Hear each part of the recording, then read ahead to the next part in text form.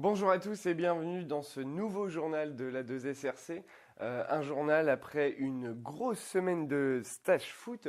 Nous nous retrouvons. Salut Fred. Salut Morgane. Ça y est, le stage est terminé. Mm.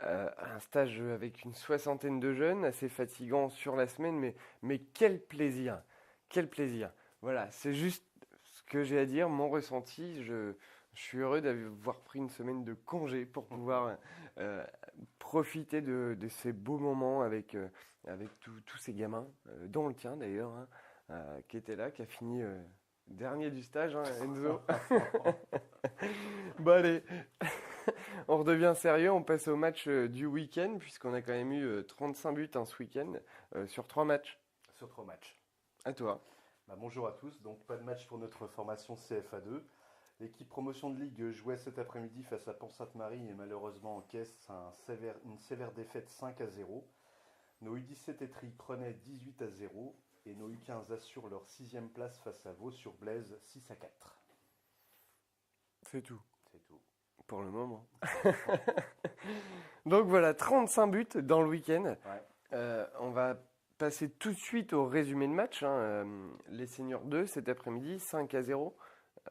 T'étais présent, j'y étais aussi. Mm. Euh, je préfère te laisser parler. Pourquoi? Merci Morgane. Non, toujours les mêmes soucis avec l'équipe réserve, on va dire. On a maintenu le 0-0 jusqu'à la mi-temps, on va dire. Parce que tant qu'on ne se prend pas de but, tout va bien, on va dire. Et puis après, donc, on a encaissé le premier but. Et puis là, on a vu que tout le monde baissait les bras. Et puis ça s'est enchaîné, quoi. C'est un peu dommage. C'est un peu dommage. Beaucoup Parce que et je pense beaucoup qu'il trop d'individualité. y a beaucoup d'individualité. Et puis, pour moi, il n'y a pas assez voilà. Ils sont pas dans le sens de l'équipe. Donc forcément, ça ne peut pas le faire. Certains y étaient en revanche. J'en ai vu certains qui se sont battus et qui ont baissé les bras, qui étaient dépités parce que les autres bougeaient pas. Ça, j'en ai vu. J'en ai vu qui, de toute façon, on va dire les 3 derniers buts, il n'y avait plus que les 4 défenseurs. Et puis c'est tout, quoi. Donc forcément, ça. Et Fred Médissier dans les Et buts, hein. Fred Ménissier, un super Fred Ménissier qui a fait quand même quelques belles parades en première mi-temps. Début qu'on voyait au fond, il a quand même réussi par des arrêts réflexes à Donc les pour avoir. info, l'année prochaine, on n'aura pas besoin On n'a pas de besoin de gardien. Voilà.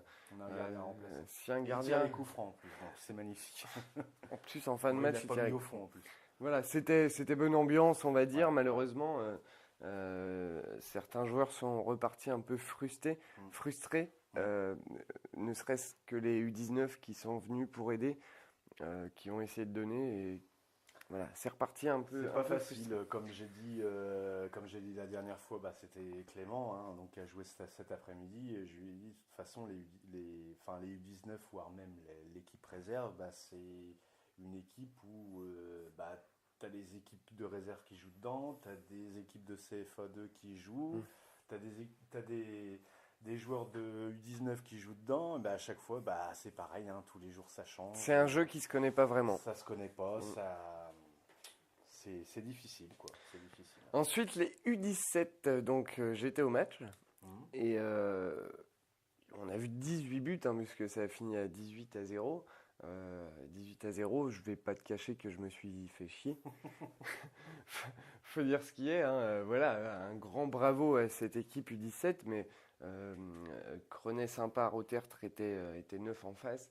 Euh, voilà, c'était du plaisir. Je retiens par contre que les U17 ont joué le jeu jusqu'au bout, on respectait l'équipe adverse jusqu'au bout, puisque jusqu'à la fin, ils ont tout fait pour marquer, pour pousser. Ils ont respecté l'adversaire, quoi. Ils ont respecté l'adversaire. Et là-dessus, c'est là où je mets mon petit point sur ce match où, à aucun moment, les joueurs d'Ali se sont moqués de l'équipe adverse et ont joué le jeu jusqu'au bout, sachant que je pense que c'était peut-être aussi les consignes d'Ali, puisque le maintien, pas le maintien, la montée, pardon, est encore pas assurée.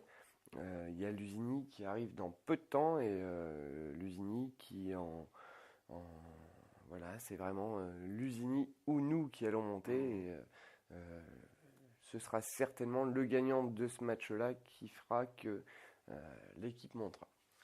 Et puis, je sais que tu as un message de Denis pour les les U15. U15, Les U15 qui assurent maintenant leur maintien. Ouais. Sur une Donc, belle victoire d'ailleurs. Sur une belle victoire. Résumé du match à Vaux-sur-Blaise, gagné 6-4 après une première mi-temps dans l'ensemble réussi, 4-1 pour nous à la mi-temps. Nous sommes sans explication restés 20 minutes de plus au vestiaire en étant fantomatiques à la reprise, permettant à l'équipe adverse de revenir à 4-3. Un changement tactique a permis de relancer la machine pour au final s'imposer. À noter que nous loupons un penalty et que nous tapons 5 fois les poteaux. Le succès aura donc dû être plus large. Le maintien et notre 6e place sont définitivement assurés à 2 journées du terme. Bravo aux joueurs et merci aux dirigeants Émile, Pierre et Pascal. Restent enchaînés encore 2 matchs en une semaine. La coupe jeudi face à Saint-Julien et la réception de Bar-sur-Aube en championnat samedi. Donc les U15 jouent jeudi et samedi. Ouais. 2 matchs en 2 jours. 2 matchs en 2 jours. Et Toujours des matchs de coupe compliqués en jeunes. Je sais pas comment ils se débrouillent au district. Peu importe, mais ça m'arrange. Je vois que jeudi il y a un match, j'irai les supporter. Et en parlant des U15, je tiens à souligner, parce que il faut le souligner, on a eu un stagiaire U15 pendant de nombreuses années, depuis qu'il est tout petit. C'est le petit, je l'appelle le petit, mais maintenant il est presque plus grand que moi, le petit Paul Guinaud, qui a fait le stage cette année en éducateur avec nous, qui s'est occupé des gamins toute la semaine. Vraiment quelqu'un de très volontaire. Faut dire ce qu'il y a, il avait mal aux pattes. Il avait mal aux pattes et puis il était prévu hier d'aller à Vaux-sur-Blaise, mais sans faire tout le match. Et il a fait tout le match, il s'est battu. Et je tiens à le reféliciter parce que je l'ai félicité hier personnellement et je tiens à le reféliciter.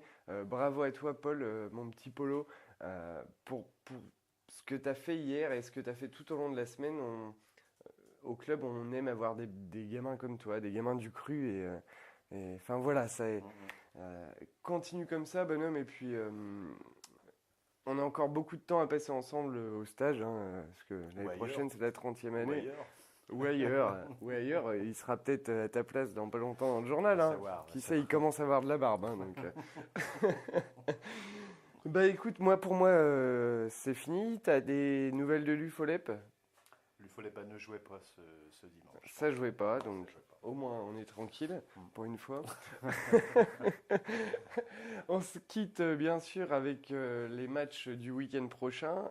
Vous avez été nombreux cette semaine, certainement par rapport au stage, à venir nous visiter sur la page Facebook. Donc merci à vous tous. D'autres vidéos vont arriver cette semaine pour le stage, puisqu'on a toute la cérémonie du stage qui a été filmée par Pierre, qui nous filme au moment même.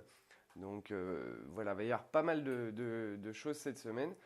En vous remerciant, à la semaine prochaine. Salut. Salut. Jeudi 14 mai à 15h, notre équipe U15 se déplacera en Coupe de l'Aube pour y affronter Saint-Julien 2. L'équipe de CFA 2 se déplacera samedi 16 à 18h à Saint-Louis-Nevègue.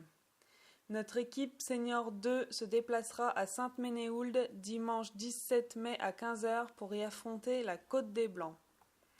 En U19, nos joueurs se déplaceront samedi 16 mai à 15h30 à Argonne. Les U17, dimanche 17 mai à 10h, se déplaceront à Saint-Mémin pour y affronter Foutsen. En U15, samedi 16 mai à 15h30, notre équipe recevra le FC Bar-sur-Aube. En U13, samedi 16 mai à 15h, la 1 recevra Saint-André et la 2 recevra la 3. Et pour finir en U11, samedi 16 mai à 10h, la 1 se déplacera à Saint-Julien, la 2 se déplacera à Saint-André et la 3 recevra Pont-Sainte-Marie.